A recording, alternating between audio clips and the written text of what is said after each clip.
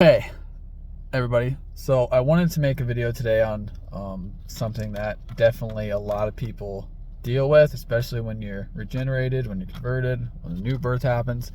Solitariness. That's huge. It's been happening to me for over a year now. I mean, I only have a select few people that I can rely on or lean on, and I'm very careful. And the Lord only brings me certain people, and other people I can just feel the red flag immediately, and it gets kind of I don't even know if lonely is the right word, because I don't feel alone, right? But it is isolation. It's solitary to build up the new man and to be separate and to be different. And He puts the good people around you that you need, and you can avoid the bad ones just by discernment. And this always makes me reflect on my favorite Bible verse, which is in 1 Kings. It's about Elijah. So Jezebel, a prophetess of Baal, wanted to kill him because Elijah had just humiliated them. Pretty much, God did a huge work and a sign, and all of Baal's followers ended up getting killed because of it, because everyone could see that they were full of it and stuff. And now she was threatening him that she was going to kill him. So he fled into the wilderness, and he was so just dismayed that he wanted to die. He said, that's enough now. Just kill me, right? And God knows our struggles, and He knows where we're at. And an angel came and told him to rise and eat. And he looked over on the coals. It was a cake, right? A cake, a nice warm cake. So God feeds us, and it's this is saying that God also feeds us in our time of misery, and when we want to flee, and when we're dismayed and disgruntled with how things are working out, and we're feeling a little just overwhelmed by life. It's a lonely path, and it's difficult. And I often feel this way too with evangelizing, talking to people, and not that many people seem to care about, Christ or the gospel, and it's difficult to not get kind of depressed just by seeing people in the state they're in and wanting them to repent and come to Christ, but they don't see it. So, and then God feeds us. He gives us a person, or He gives us, something to keep our strength up and to keep us going. So he did. He rose and he ate it, the cake, and then he laid him down again, and the angel did it again. Arise and eat, because the journey is too great for thee. So he rises and eats, and then he goes on a journey with the strength of that food for about 40 days and 40 nights, not about, to the Mount of God. And then he came to a cave and lodged there, and then the Lord came to him and said, "What are you doing here, Elijah?" And Elijah vents to him, "I've been very jealous for the Lord, the God of hosts, for the people of Israel forsaking your covenant, thrown down your altars, and killed your prophets with the sword. And I, even I only, am left, and they seek my life to take it away."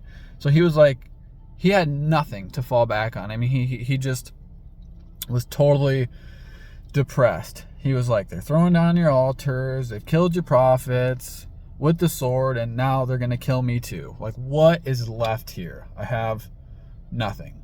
I'm like, I don't know what to do, pretty much. He's just saying, there's just, what is my outlet? What is my option here? And an angel of the Lord responds, "Go out and stand on the mountain in the presence of the Lord, for the Lord is about to pass by."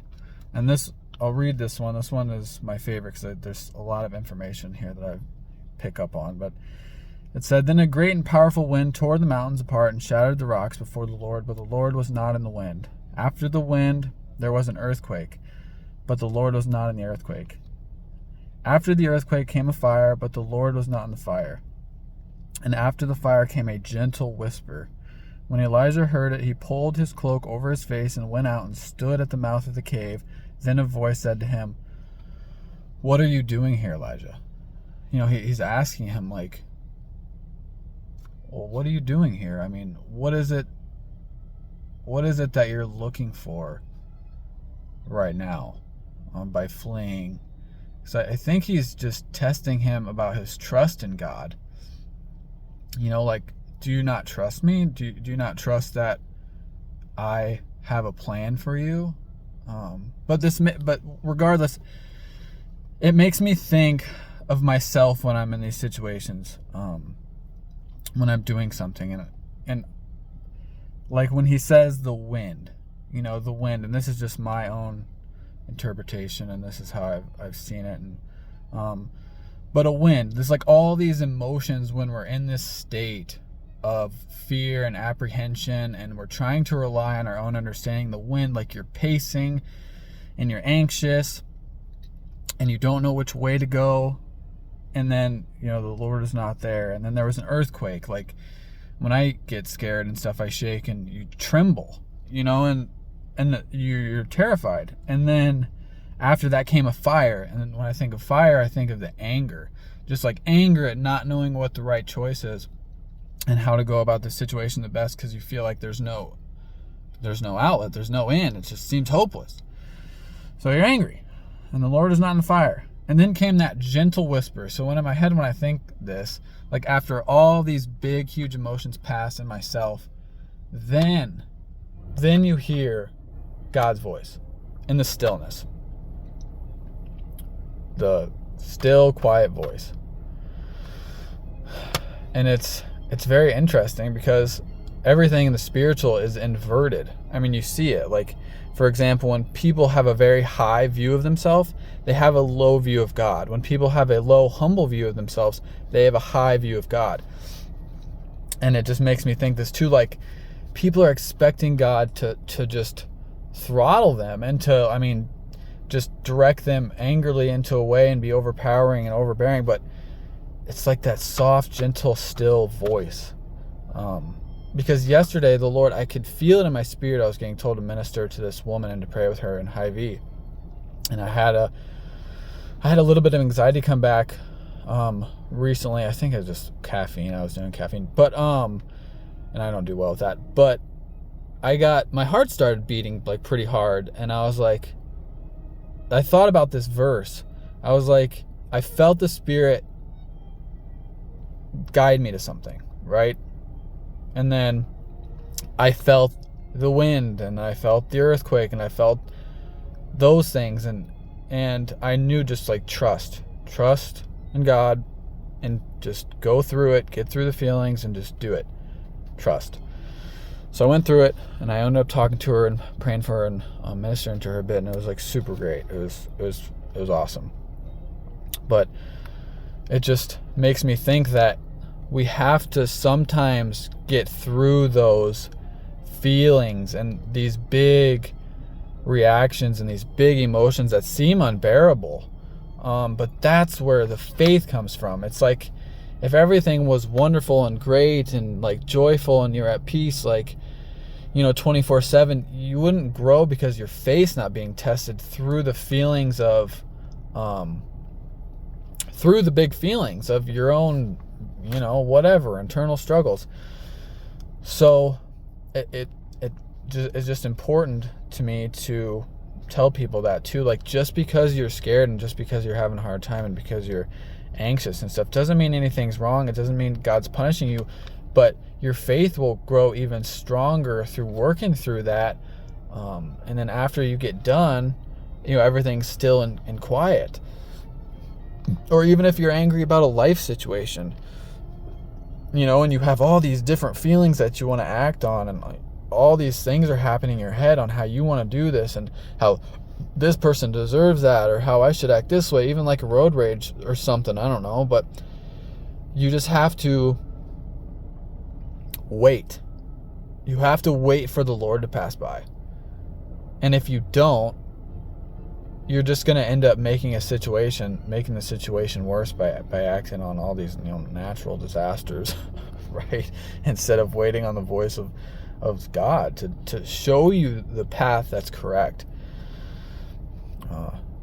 That's pretty much it. And solitariness is important. To just go get away and be still as well. I've been called to the forest to go and just be quiet and have fires. I'm going to take my daughter there tomorrow too. And sometimes just being out of the city and being around all the noise and confusion, and all the division, and even in the church it's difficult sometimes, all the division, and you just want to go and just be alone. Even Christ in Luke 5, 15 through 16, he just did this huge miracle, and the fame was just getting more. People were getting more aware of him, and his fame was growing, and great multitudes were coming together to hear him and to be healed of him. And he withdrew himself. He withdrew himself into the wilderness and prayed, because you can't give more of yourself to people than you're giving yourself to God, right? If it turns into, an idol, and you just end up getting completely drained when you give so much of yourself to someone, and you're not getting anything back, you're not taking time to be filled by God, you're just going to get wrecked.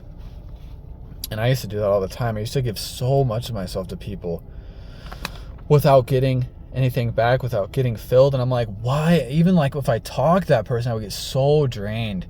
And I was like, people will suck the life out of you, certain people, and other people will give back, and it'll be a mutual relationship. But regardless, we have to go and make time to spend with God, because if we don't, you're just not going to have enough of yourself left to be any good and stuff. And I'm an introvert anyway. I need a lot of like recharge time and a lot of time to just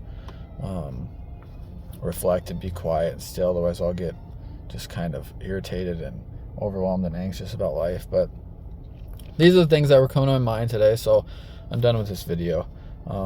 Hopefully it helps someone. See ya.